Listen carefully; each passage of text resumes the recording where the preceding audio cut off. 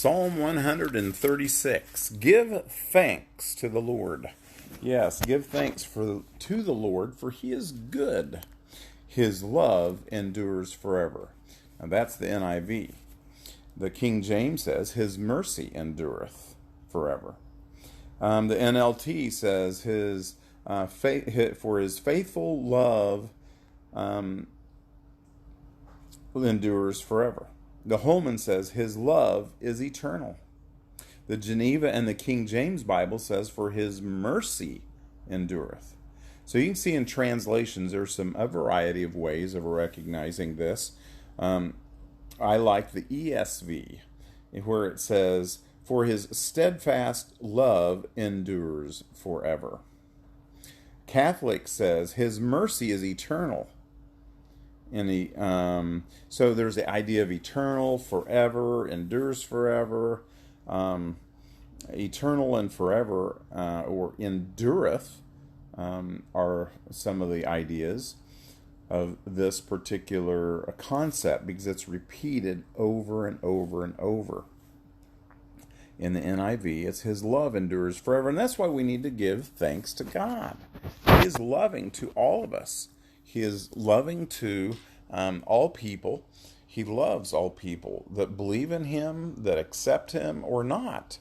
God loves people. And it opens with 3 verses, and I'm going to skip the his love endures forever, just to shorten this a little bit.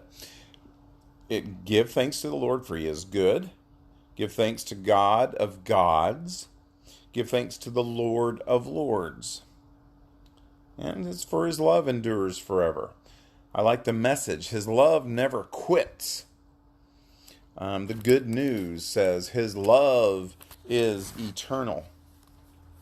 And then there's 6 verses that talks about his working in the world, his creation, his great wonders. He understands science. God created it.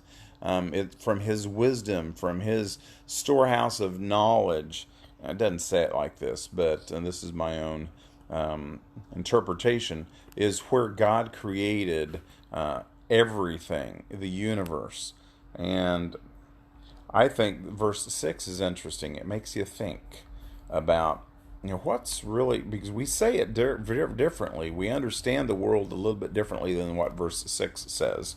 It says, who spread out the earth upon the waters.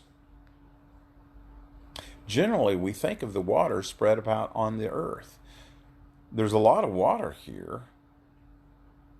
And the reality of it is there's a lot more earth. Just the surface is covered with water, and some places up to 6, maybe 7 miles deep of water. A lot of unexplored territory. But it's sitting upon the earth, nonetheless. But it says, who spread out the earth upon the waters, who made his great lights and sun to govern the day, the moon and stars to govern the night, for his love endures forever. And these are why we should give thanks to God. He created us.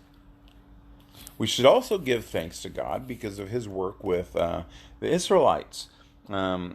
He struck down the firstborn in Egypt. He brought out Israel from among them. He used his mighty hand and his outstretched arm, and he divided the Red Sea asunder and brought Israel through the midst of it, and swept Pharaoh and his army in the sea, in the Red Sea. For his love endures forever. These are why we should give thanks to God.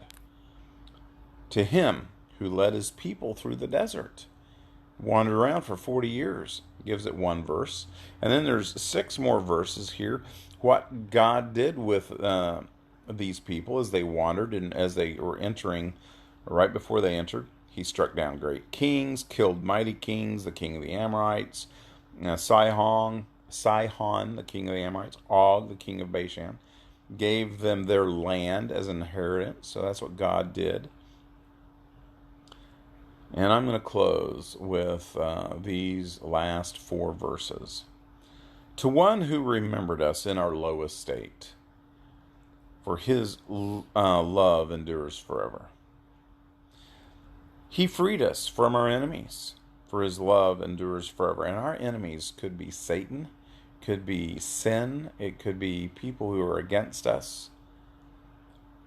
And certainly for Israel, it was the Egyptians, and maybe at this time even the Philistines. The enemies could be the Canaanites, it could be the Amorites, the Jebusites, the Hittites, the Hivites. But he freed us from our enemies, for his love endures forever. He gives food to every creature. You know, we don't worry about the mountain lions up in the mountains or on the plains of America. They find their food. We don't worry about the bear. We don't set out food for bear. And the only reason we set out food for deer is maybe hoping that they'll create a path and we'll find them one day when we're hunting. We put out food for fish, not to feed them, but to attract them. God puts out food for them to eat. We don't worry about the vultures, the eagles, the hawks, the owls. God gives food to every creature. The worms. Give thanks to the God of heaven. He knows what's going on with every octopus, every squid, every jellyfish. God knows where all the starfish and the seahorses. He knows where all the whales and seals, sea lions and the lions are.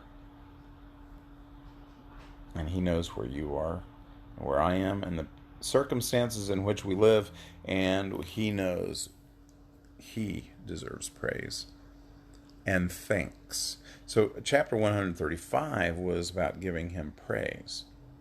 Chapter 136 is about giving him thanks. We should thank the Lord. Hey, it's fall. It's coming near Thanksgiving. Maybe a verse here, a whole chapter. There are 26 verses in this chapter, recognizing we give thanks to the Lord because he does stuff. And really, why? Because he loves us, loves you so much that he paid the price for admittance into heaven through the death of his son, through the sacrifice of his son. His son took your pain, your iniquity. His son took God's wrath upon himself, and his son became victorious over sin and death. Give God thanks. There's plenty of reason. We don't have to look very far. And this psalm, I think, illustrates very well the reasons, foundationally, why we should give thanks. Have a great day. Give thanks to God, and may he bless you.